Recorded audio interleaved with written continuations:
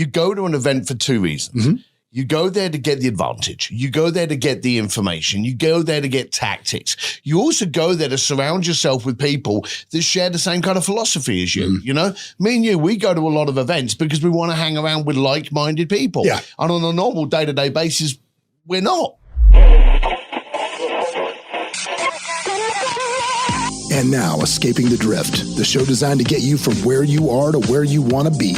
I'm John Gafford, and I have a knack for getting extraordinary achievers to drop their secrets to help you on a path to greatness. So stop drifting along, escape the drift, and it's time to start right now. Back again for another episode of Escaping the Drift. And ladies and gents, I got to tell you, I know I say this every time. I say I got a banger for you, but today we do have a banger because in the studio today, you may recognize him from his best-selling book, Blue Fishing. You may recognize him from his best-selling book, Keep It Stupid, Simple. I'll get back to that. I forgot about the name of that one. More probably, you recognize him as the real-life Wizard of Oz from stages across America. Good friend of the show. Pull that mic a little closer to you, but good friend of the show, my man, Steve Sims. How you doing, pal? Welcome, buddy. Hey, pleasure. Always good to have you in the studio. Especially, I'm going to warn you if you're listening to this and you're thinking to yourself, man, these guys sound a little slow today. They sound a little off today. Steve and I may have gotten after it a little too late last night, more than we should have. But you know what? That's okay because we're here for you people. We're gonna keep it real for you today. So the reason I love having Steve on, and I can always have him on, is because every time you come in, bro, we never seem to talk about the same thing twice. Right. And what was the book name after I butchered it? Go for Stupid. Go for Stupid. I knew it was something stupid. Yeah. So there you go. But yeah, we talk about something different because you're always, one of the things I always talk about is a good way to escape the drift or get out of the currents of life and start swimming is to pivot, is to look for new trends and see things that you're doing and pivot and move along. And something you just kind of started doing as a whim, I think you started doing it actually just as a favor to some folks, is really getting some traction now. And that's teaching people how to share their message on stage. Yeah. And if you're listening to this right now and you're thinking, well, I don't ever want to be on stage, it doesn't matter because it's not about the stage. It's about your ability to communicate with other people. So talk about that, man. Yeah. So look, I'm an introvert and I always used to being in the background doing stuff. I didn't want anyone knowing who I was. I didn't want my face out there. And then the book came out and it was a case of, are you going on a book tour? And look, you're right. It doesn't matter whether you're on, Wembley Arena or whether you're in your Monday morning meeting. Mm-hmm. Being able to deliver communication and be able to communicate with that crowd, that's a skill set that's being lost. And I noticed at the time that we're in a credibility crunch. And everyone out there is trying to get your attention. Mm-hmm. And, if we go back like 10 years ago and said, hey, would you like an article in Forbes? You'd have gone, hell yeah. And now it's easy to get. Now anyone can get it. Yeah. 10 years ago, if I had said to you, hey, would you like to be on a podcast? You'd have been like, what's a podcast? Mm-hmm. So things are changing. The stage is on. Mm-hmm. When someone like you throws an event and then goes, and welcome on stage, Steve Sims, that's an amazing piece of credibility. Yeah. You're also in a room where you've got everybody's attention. In fact, it's up to you to lose it. Yeah. And so I realized that the fact that I didn't want to be on stage was irrelevant. I had to learn how to be on stage. Mm-hmm. And so I got a speaker coach and we learned how to deliver a speech. Great. That was good. Know how to do that, break it down, the anatomy of a speech, when the call to action is, when you deliver. Great. But then we noticed something. Having a great speech is one thing. Getting it on a stage, completely different skill set. Oh, yeah, for sure. And so I knew I had to be on the stage, but I didn't know that gap. How can I bridge it from, how do I get? So I tried a few things and failed, and that's how we learn. Mm-hmm. And then I started looking at it, which no one ever did, from the stage's perspective. Because every speaker's out there going, I've got a great story. I've got this, I lost both my legs in, a bowling accident, everyone's got all this kind of stuff going on. But that's all about you. Yeah. And so I started literally going around to events, going to the stage people and going, how do you select speakers? what's important for you to get someone on this, and looking at it from their direction. Mm-hmm. And then from there, I thought to myself, okay, I'm doing well. You know, I'm now getting on stage. I'm now getting 35 to 50 grand a speech. I'm traveling all over the world doing it.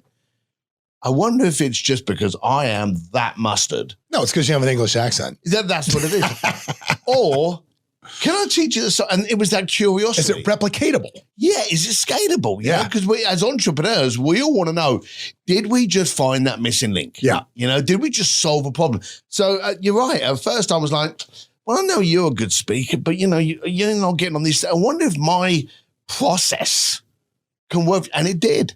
So I just, not only did I never think I was going to be a speaker, I never thought I'd be training. And here's the reverse of it as well.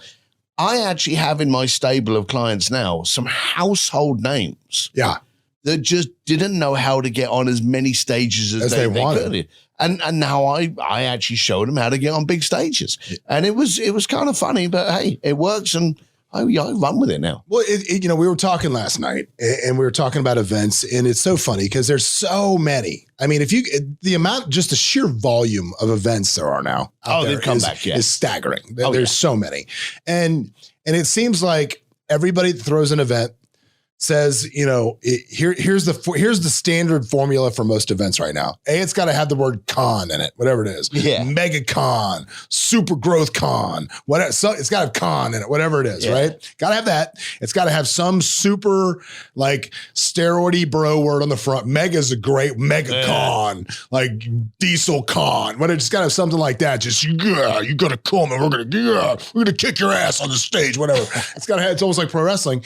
And then it's like, so I get my name, and then there's these same, we'll call them the top 20 guys. And there's a couple of women sprinkled in there, which I don't think there's enough women that are good sprinkled in there in this current selection. And then they just figure, I'm going to have my super aggressive con name. I'm going to book these same 20 people, and then we're going to sell it out and do great. And that worked. That formula worked for about 2 years. And now you're starting to see some people try to follow that formula, and they're falling on their face, and they don't understand why. And here's my philosophy to that. All right. My philosophy is people have already seen that show. They've already seen the concert. Like, yes, there's people that will go see Taylor Swift 855 times. I get it. I'm one of those people that if you're on this tour, I'll go see that show once. And then if you change it all up and bring a different show back, maybe not Taylor Swift. I don't care to see that. I know it's shocking, but you get what I'm saying. I've already seen that show. And if you look at rock music, you look at tours, whatever it is, there's a reason there's an opening band, because it makes the show a little different, and it exposes people to new artists, to new bands that are coming up.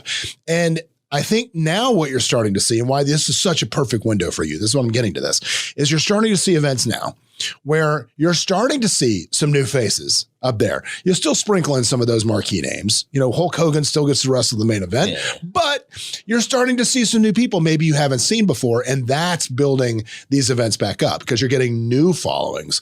Because I think the event space got stale in that way because they got lazy with their booking. It's got repetitive. It was rinse and repeat. And you're right. And what we want, the whole live event, you go to an event for two reasons. You go there to get the advantage. You go there to get the information. You go there to get tactics. You also go there to surround yourself with people that share the same kind of philosophy as you. You know, me and you, we go to a lot of events because we want to hang around with like-minded people. And on a normal day-to-day basis, we're not. So that's one of the reasons. But we want to go along and we want to hear someone go X, Y, Z, and for us to go, yes, never thought of using that. Great, I'm going to implement it. And one thing that's, I'm glad to say, dying is the motivators. You know, because, you know, in the 80s, they would all kind of like, rah, rah, and, you know, you can do this, and we're all going to stand up. Just believe in yourself. Oh, this is what you can do it. And then they leave the stage, and you're like, oh, I am so hyped up until you get to the car park. You know, and then you're like, well, what are you going to do with that? Oh, I don't know, but I was really excited 10 minutes ago.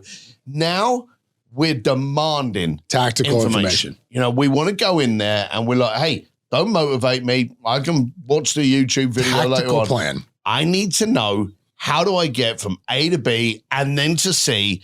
Give me that. And they're demanding.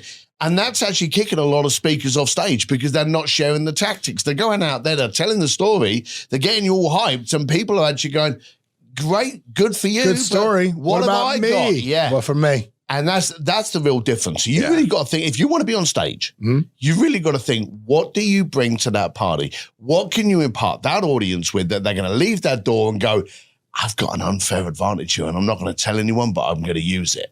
No, I love that. So, but let's talk about it because I think communication with people is a dying skill, is a dying art. Especially, I tell this to my kids all the time. I'm like, look, by the time you are 30 years old, if you have the ability to look another human in the eye and connect with them on an emotional level, you're going to eat all of your peers that are face down in their phones for lunch. Yeah. You're just going to eat them for lunch because that is going to be such a dying skill. But I think through crafting and delivering a good talk, I think you can learn a lot about how to communicate with people. Yes. So when you talk about crafting a good talk with your people and you're talking about going about how to do this, what are the steps in that talk? What are the phases of that talk? What do you think they are? So we look at two scenarios. Right. One of them, we look at the stage. Okay. If you're going on stage, you've got to do the first thing you got to do when you go on stage, there's got to be a grab. You know, it could be, hey, I was hanging out last night with Taylor Swift. You know, just some kind of grab, okay? But you very quickly got to make it about them, okay? So there's got to be the grab to get your attention. You know, I own this company. I sold my company for $13 million. But before the audience go, oh, great for you, mate. Yeah. You've got to go, and in the next 40 minutes, I'm going to tell you how you can do the same. Yeah. You got to quickly get around to that. That's where a lot of speakers are going wrong. They're telling everyone how brilliant they are. I'm so excellent. I made $1 billion before I went to the toilet. No one cares anymore. Right. And the audience is going to let you know because they're literally going to get their phone out and start checking the emails. Yeah. And I've been on, that's the bad thing about being a speaker. You don't get to choose who you follow. No. And I've been at some events where someone's gone on and they've killed the vibe. And I'm looking out through the curtain and people are getting let's go. Out, and I'm like, oh, this here we go. Great. Wake up. You've got to go out there and not get them up. You've got to get them up to zero before you can take them up again. So that's the stage. So the first part. So that's the first for part. me, I'm gonna add this to that because I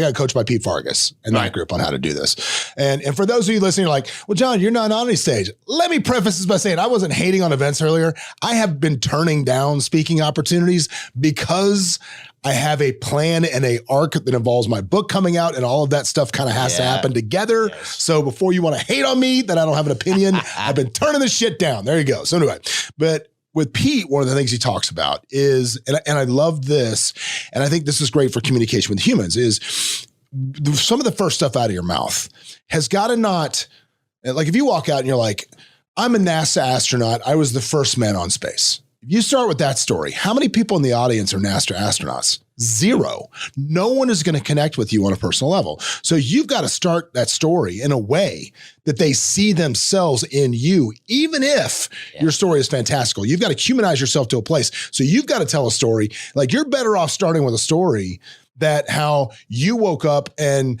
went in the kitchen and grabbed a glass of milk and dropped it and it bounced off the carpet and went straight up and hit you in the face. You're better off with that than you are with I went to the moon because everybody can commiserate with doing something stupid in front of other people. Yeah, you got to connect. You got to connect with them. So when you're building your speeches and how you do this, obviously, like you said, you do it for the room. Yeah.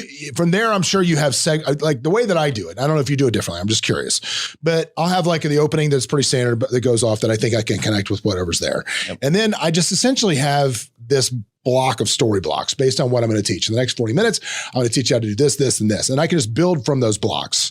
And so wherever I'm going, I don't have the same canned thing. I've got my chess pieces and I play the ones that I need to play. Yeah. Is that how that works? Yeah, you got your Lego. Okay. Lego, better word than chess.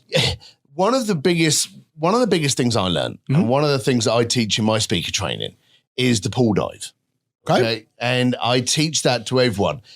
And actually, funny enough, I was in traffic and conversion yesterday, and there was some great content, some poor delivery. And what happens is when the audience suddenly starts clapping that you're about to come on and you're walking towards that stage, you get excited. Yeah. You know, the adrenaline starts pumping. You can't not, you know. Some people call it fear. Some people call it apprehension. Adrenaline, whatever it is. Whatever it is. But there's this kind of like, all right, here we go. And you get on stage and you can very quickly start talking at like 9 million miles an hour. So what you've got to do is you've got to understand the tempo of the room, you know? I like that too. Yeah, you've got to understand the tempo of the room. So what you got to do is you've got to practice a pole jump. And I've probably got about 10, okay?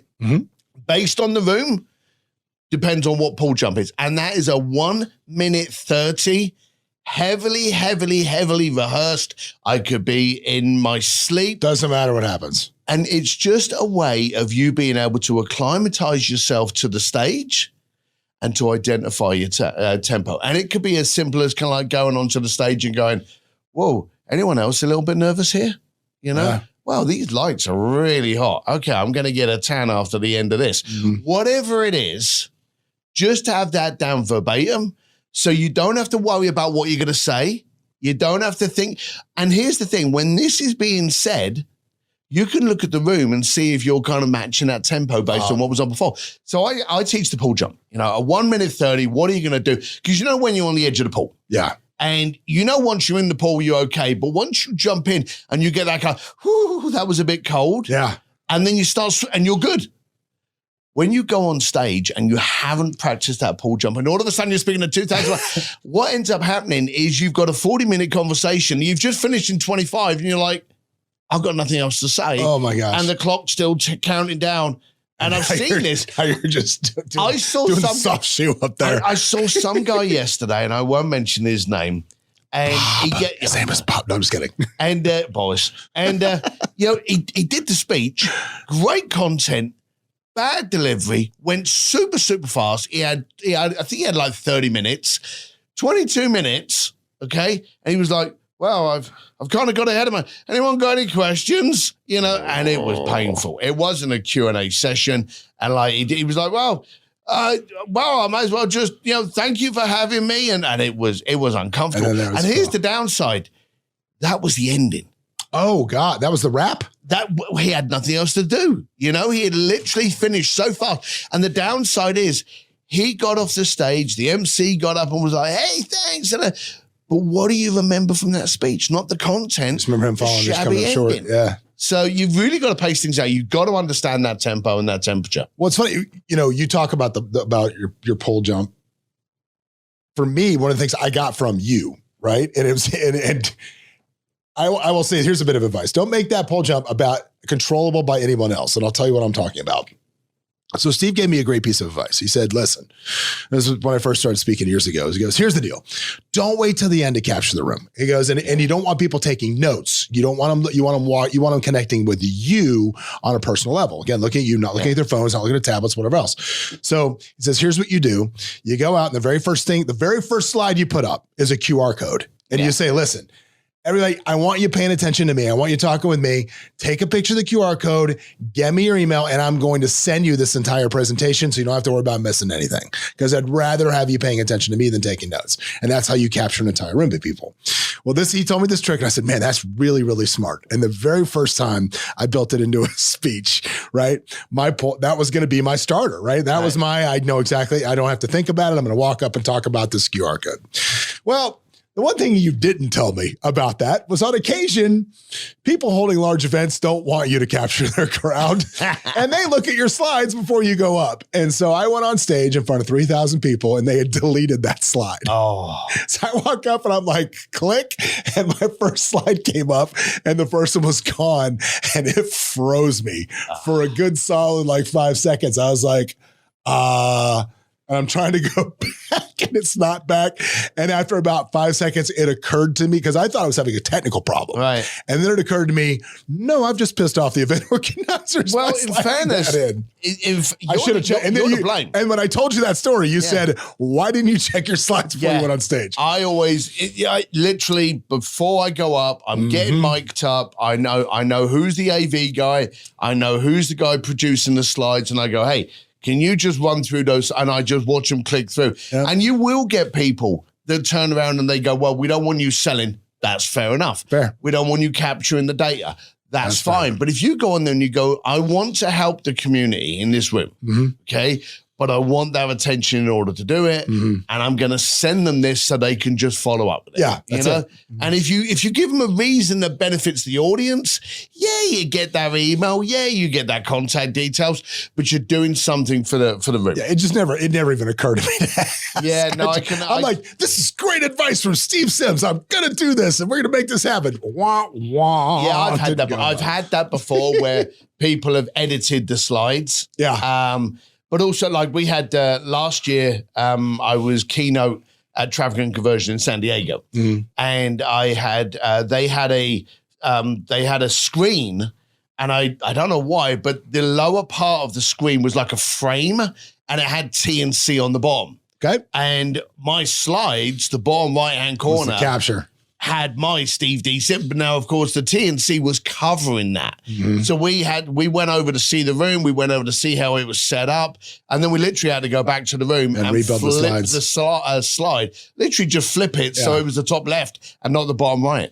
Oh, my God. Now, one of the things you talked about, and I talk about this in my book, too, because I think learning to, if you're stuck in life, I think one of the problems you probably have is you're not a great communicator. Yeah. You're not great at communicating your wants and needs. You're not great at communicating your value to others. You're not great at uncovering opportunities because you're not a great communicator. Yes. And I think part of that in my book, I talk about one of the most important skills you can have is being able to read a room. And I think understanding, it's more important to me of understanding when I've lost a room than when I've got a room. And if you're wondering like what I'm talking about, everybody listening to this has that one friend and they got a joke or they got something and they got some story that they think is hilarious. And for all I know, if you're one of my friends, it might be me that you're talking, I don't know, but they just drone on and everybody is just like their eyes are glazing over and like but they don't get it. They don't get it. And if you're thinking maybe that might be you or that's never you, it might be you. I'm going to tell you, here's the gauge of how you know in personal conversation. If you're telling a story and the person you're talking to responds with this, that's crazy. It's you. Yeah. It's you. Man, that's crazy. Man, that's crazy. It's you. You're the board. You've lost the room.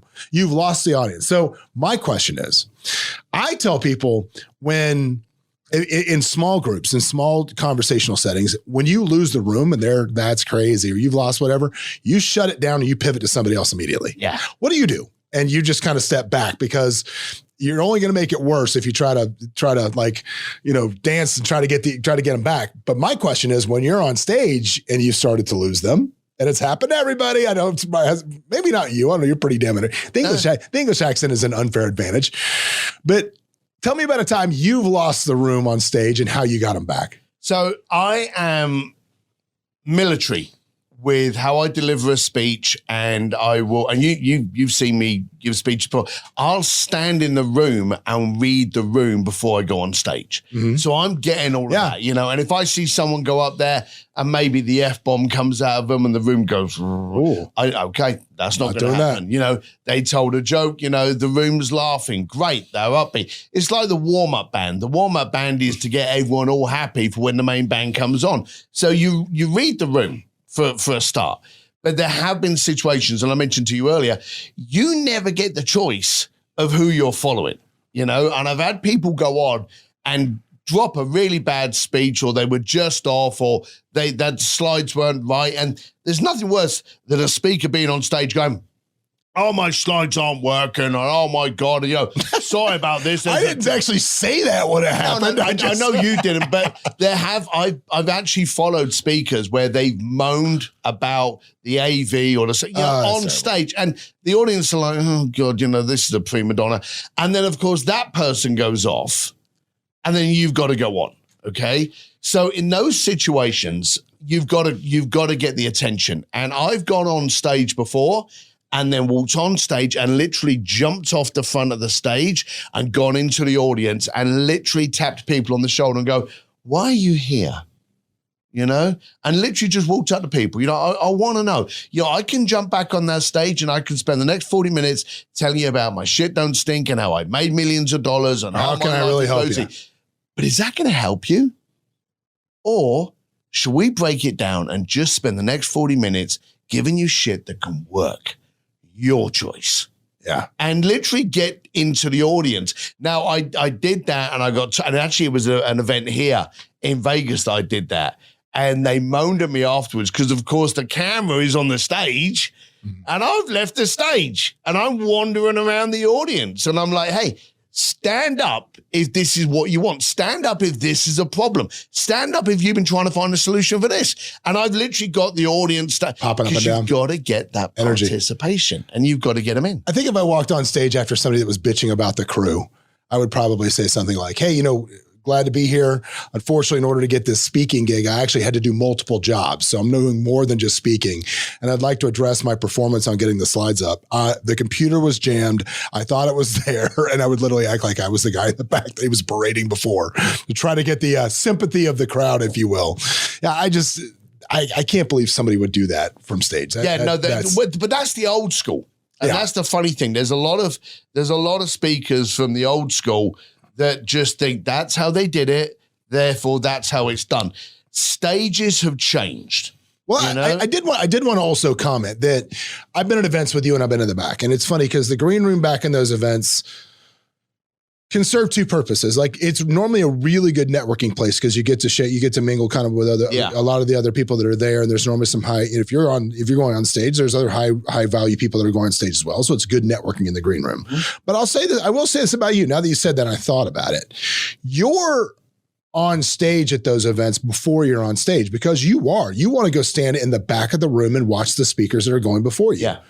And it never occurred to me till you just said that you could care less what's coming out of their mouth. You care how the crowd is reacting. 100%. And here's the thing. For anyone out there, that's the lesson of the day right there, kids. Well, for anyone out there that's thinking, oh God, this is all about stage life and I don't want to be you've got to learn to deliver a speech and to grab the attention. And he who has your attention today has your credit card. Where the attention goes, the money flows. Absolutely. So I'm not saying that, you know, if you're sitting here and you're going, well, I get a bit nervous when I do a Monday morning meeting, therefore I'm not going to do it. That's terrible. You've got to lean into this. And Claire, my wife, she finds it ridiculous that I get paid to speak on the art of communication. She's trying to get you to shut up all the time. She'd pay me to shut up. Yeah. The point is, I'm getting paid to teach people how to communicate. And sadly, not because I'm brilliant at it, but the rest of the planet is getting terrible. Yeah, they are. You know, and we really are. And we're looking at people's foreheads now because everyone's got their face in the phone. And that's bad. And you've said it quite openly. If you can deliver and hold someone's attention, whether it be on stage to 20,000 people, or it could be in a phone call, or it could be in a coffee room, you're in the win. But I think that's what people don't understand is it's the same skill set. Yeah, it's exactly the same skill set. 100%. If you can captivate the attention of 3 people at a dinner party, you can captivate 3,000 people from a stage. Should I tell you where you can go and get a masterclass on this? A bar. Okay, I like that. Yeah, we like that for many reasons. But when you're at a bar, okay, and you look at the bartender will react to every client differently. They'll look at the girls and go, hey, girls, what are you doing? What can I get you to drink? And then the guy next to him. How are we doing, sir? Good afternoon, sir. What are you looking, how can I help you? What do you fancy for the seat? And they have to instantly react to different people. They're masterclass. I literally would go to a bar and watch how the bar staff would actually react to different people. Mm-hmm. And you've got to do that. Because they're selling. You're always selling. That in itself would be matching and marrying. It's giving people back what they want or what they expect. And the only way you can do that is you first must be a great observer before you can be a great communicator. 100%. And that takes us back to me sitting at the back of the room and watching how the room reacts. You got to observe the reactions, and you can do it in a restaurant. You could do it at a dinner table. Yeah. And anywhere you are. Now, let's talk about, we'll go into last night because again, we're talking about communication. It's so clutch. But last night we went to a networking event, which is good. And it's both ways. And I found last night, I told my wife, I said, in that crowd, especially with those entrepreneurs that were there, I said, I can tell that my podcast is doing well because a lot more people are walking up to me now, right? Yeah. It used to be me going the other way and how that was. And two things from last night that stuck out to me. Number one was this, and there's two lessons in this. These are my personal experiences from last night. Number one, a guy walked up to me and, he said, "What are you working on right now?" And I said, "I wish I was working on a tan," is what I said to me, right? Like that question, I think is being trained. I think, what are you working on now? What are you working on now in those networking events? So I can try to find out how I can bring value. That's the programming is this, right? I don't ever ask anybody that shit. I say, tell me about you. And then when they start giving me their elevator pitch, I go, I don't give a shit about that. We'll get to that. I need to know if I like you as a person before I can figure out if I care about what you do. Do you have a wife? Do you live here? Where are you from? Tell me about you. And people are just, their brain is so skipped by that. Yeah. They're just like, and then they tell me, because, one of the best pieces of advice I ever got is in a networking event, you don't have to have the best memory. You need to be the most memorable. So I love that. And so there was that lesson last night is don't do that. If you're walking around, if you're trying to find how to build value with people, like how do you strike up conversations with people? Well, you've seen me. I'm terrible at networking events. Yeah. It does help that I look like this and I sound like this. Yeah. And again, when you got your books out there and you're on stage and you're doing podcasts, they're coming to you. They're coming to you. But, when's the last time you went to somebody you wanted to meet that didn't know who you were? Let's talk about that. Well, it's quite a lot of the times now. Sometimes you kind of get you're a big deal in your own little sandpit. Then you get out of it, and people are like, "So what do you do?" Or "What are you working on?" Or something like that. I always try to again quickly flip it and go to them and try to disrupt, just as you were saying, disrupt the conversation to get to understand if you like the person. I didn't ask you that. I asked, "Who are you?" And just really try to find a way to quickly understand, is this the conversation I want to be in? I'm also an incredibly selfish person, and I'm not getting any younger. I don't want to spend a half-hour time frame in a networking event talking to someone that's absolutely rubbish. Yeah. So I want to quickly identify, have you got something interesting for me that I can actually be engaged in, and I want to know. So I'm genuinely curious with everyone that I meet.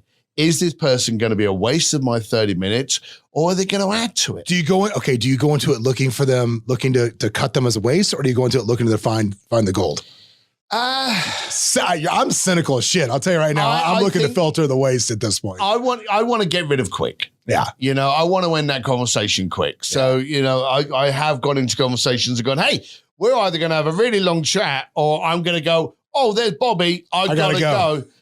How's it going to go now? And I've done that before. I'm with you, now that we're older, more astute gentlemen as we are.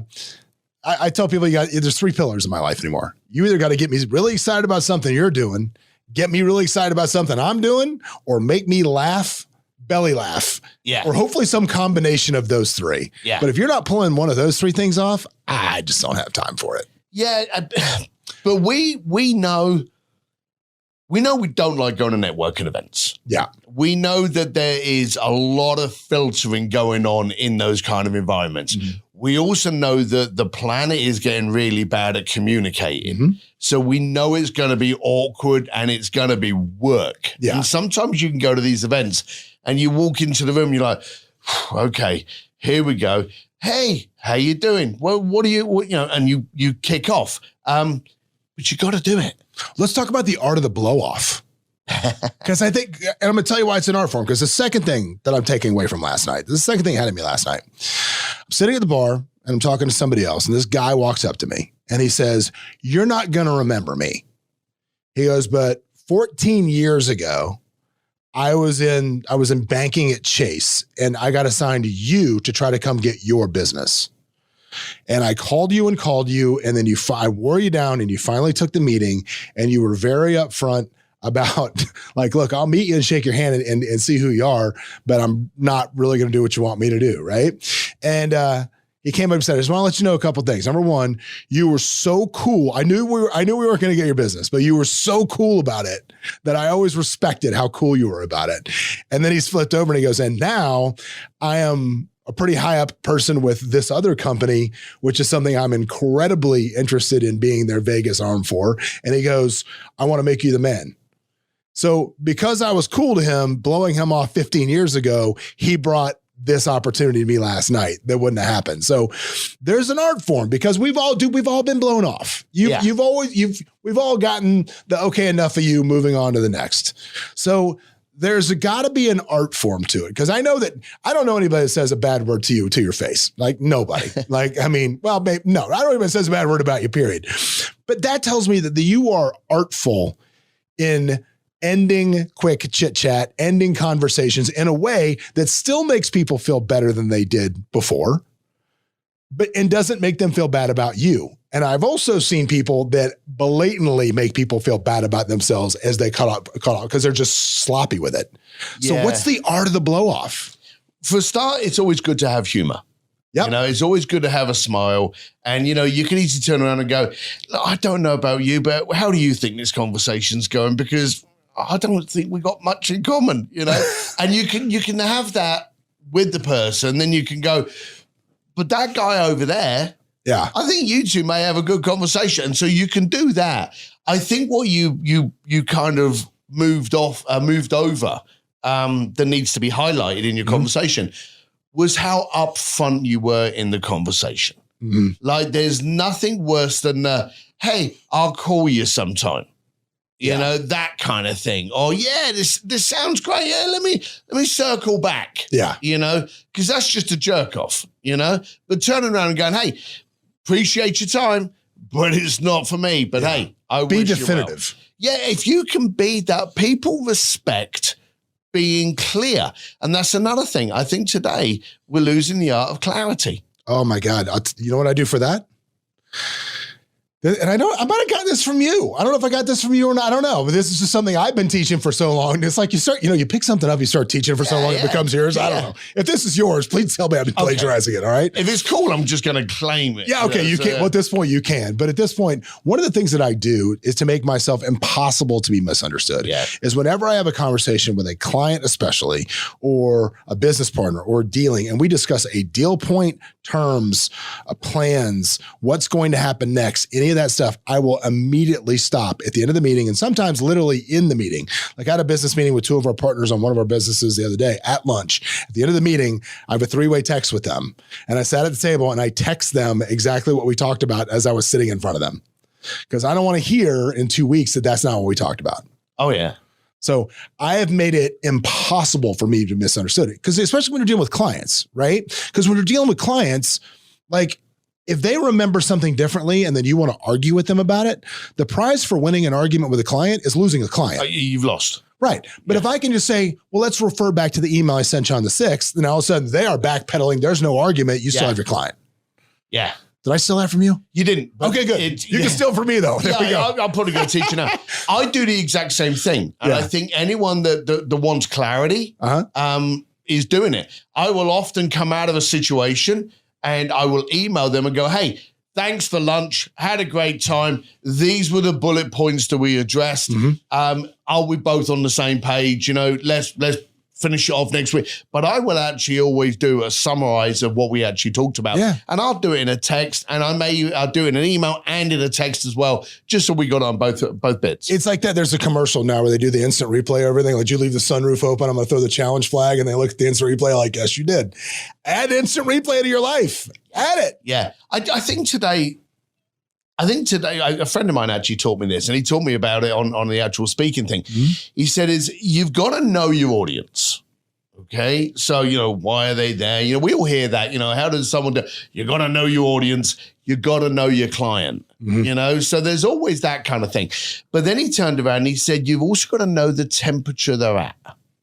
And when I was speaking to him, I was like, well, how do you get that? What does that mean? We are in a world today of distraction, distortion, miscommunication, misdirection. A lot's going on. We're walking into a political year where we're going to get it's going to be terrible. With it. So what's the temperature of us? Anger. Fed up. Lied to. What's going on? Oh, God, yeah. That's the temperature in it. When you can understand the temperature of the person and you can understand why you are there, that's going to enable you to be able to deliver clarity in your communication with the person. Now, well, okay, let's talk about that. So let's say you're talking to somebody and they go DEFCON 5. Right. And it always happens at some point. I have found, in my experience, the best thing to do is go to DEFCON 5 with them, not against them, but on their team. Right. You're damn right. That son of a bitch, I can't, we need to, you know what, we should sue this guy. I mean, just and go right there with him. Right. And then, you know, but maybe this could have been what happened. I don't know. And then slowly try to bring them down with you.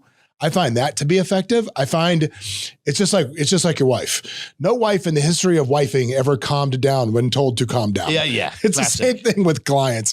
So how do you deal with clients? I mean, it's similar to that. How do you deal with it? Yeah. So what you want to do, and Chris Voss talks about this in his book, who I'm scheduling on the podcast soon. So, right. Yeah. You want to get down to your midnight DJ voice. Mm-hmm. Okay. Because nothing gets done when you're speaking like this.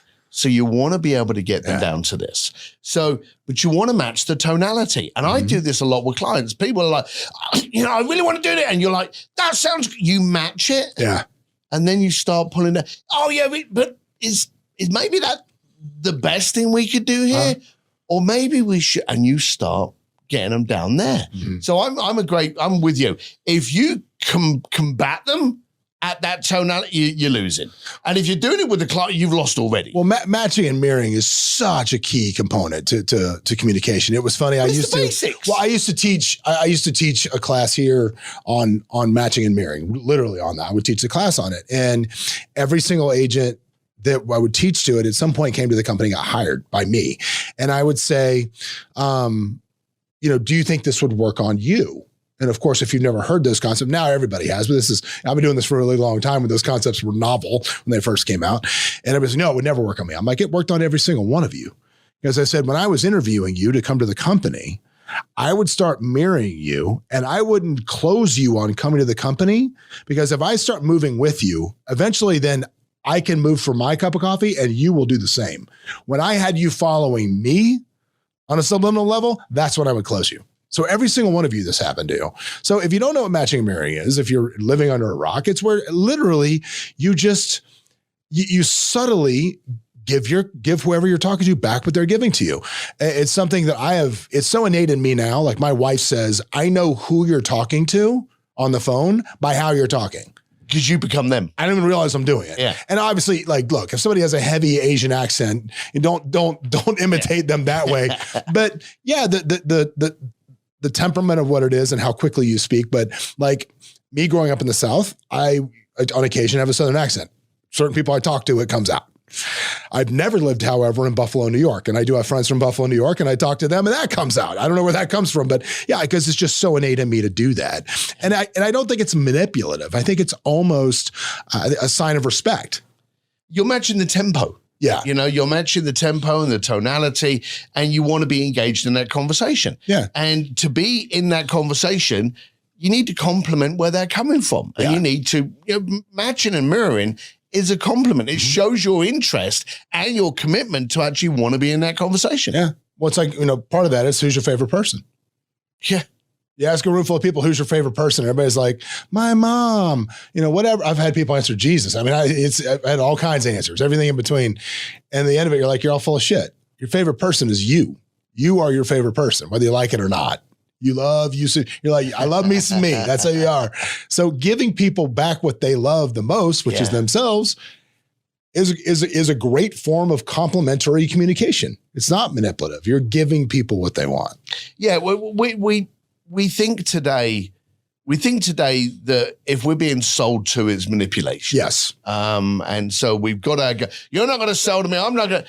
So if you're communicating with someone, you can get to what is the problem? Mm-hmm. What are we trying to address here?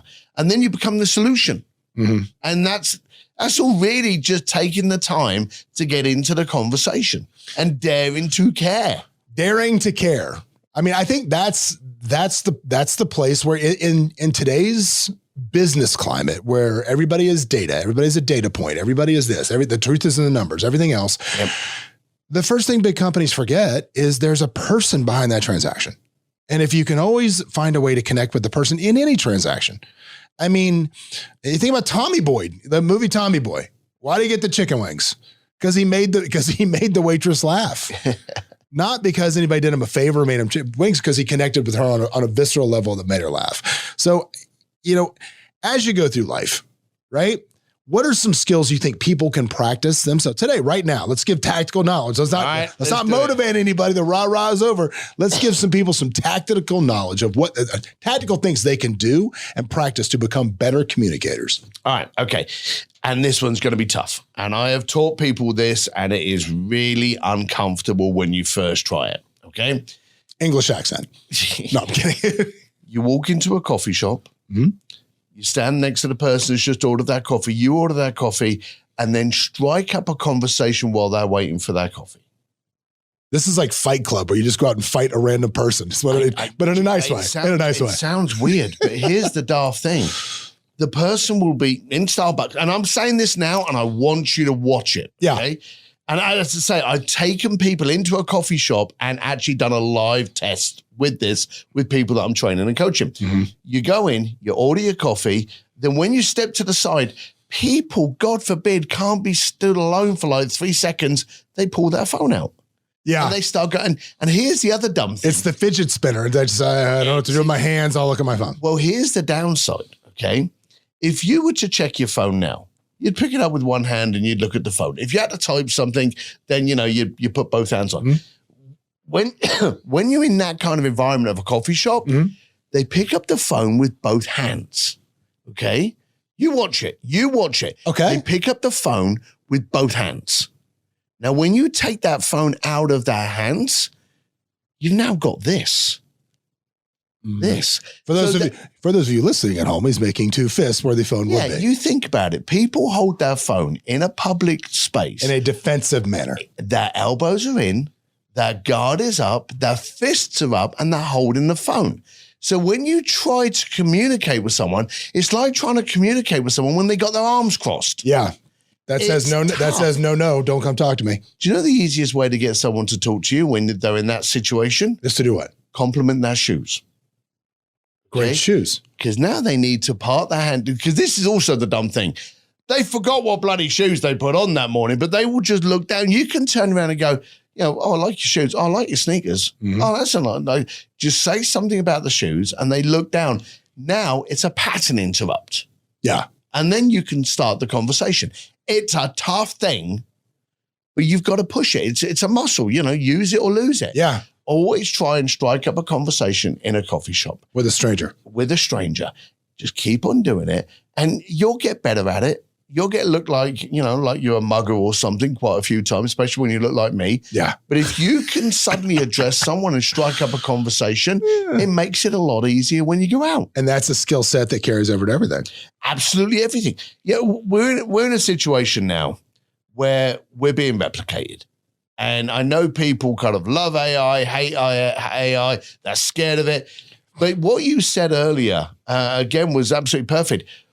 We love instant gratification, mm-hmm. and we love the transaction. But we're pack animals. And for as much as advanced technology and how we've evolved and how we can now stand up straight and, we're woke or whatever it is, we're pack animals. And at the core of that, we want to hang around with like-minded people. And believe it or not, innately in us is the consistent search for a like-minded individual. Well, they say that tribal acceptance is a human need, more than anything else. But my concern is this, right? It's interesting you just brought up AI. I think the movie Her that was out with Joaquin Phoenix, where he fell in love and was dating his AI girlfriend. Right.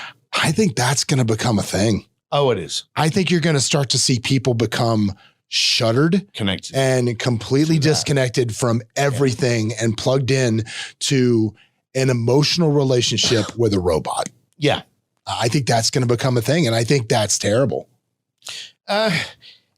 Sadly, if we don't break it, it's going to happen. And in some areas, people are going to find love in it. I had someone say to me the other day that what if you lost a loved one, but you could have them replicated in some form of AI? Oh, sure. I had Walter O'Brien on here. I don't know if you know Walter or not. You know Walter. I had Walter O'Brien on here. We're talking about AI. And I said, we were talking about advances in medicine.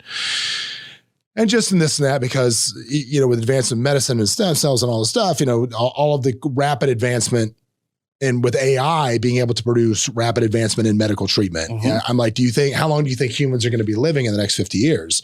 And his answer was, and Walter's somebody that would know this, he said indefinitely. And I said, what do you mean? He goes, well, what is living? What does it mean to be living? Will the body that you're currently in maybe be living in 50 years? No. But will your consciousness be projected onto the mainframe? Absolutely. That'll be possible in 50 years.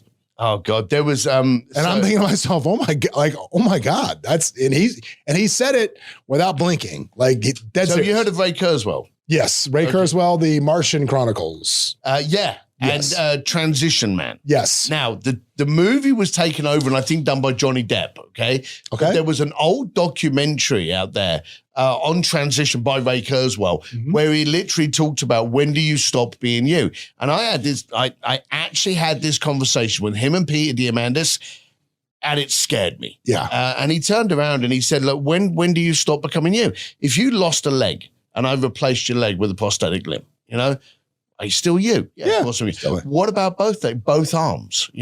We can now replace. Now you're Darth Vader. Now you're Darth Vader. All of these things can be replaced. So when do you stop being you? If we can upload how you react, your history, if a dog bit you when you were younger, you don't like dogs. Your experiences dictate how you react to them. If you can upload that into something that's not just disintegrating like a body, when do you stop being you? That's exactly right. And I think I'm so torn with that level of thing. This is digressing into such a weird conversation, but it's fine. I don't care. But it's like with Alzheimer's, right? With dementia and those things, I see such a practical use for that, right? Let's download a virtual image of you. And then when this gets to a point where it's not there, we can maybe do a refresh on the software and get you going again, right? We can refresh this so you're not losing those things.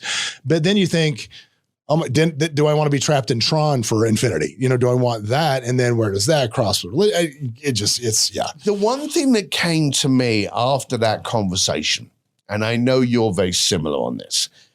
We love experiences. Yeah. Okay.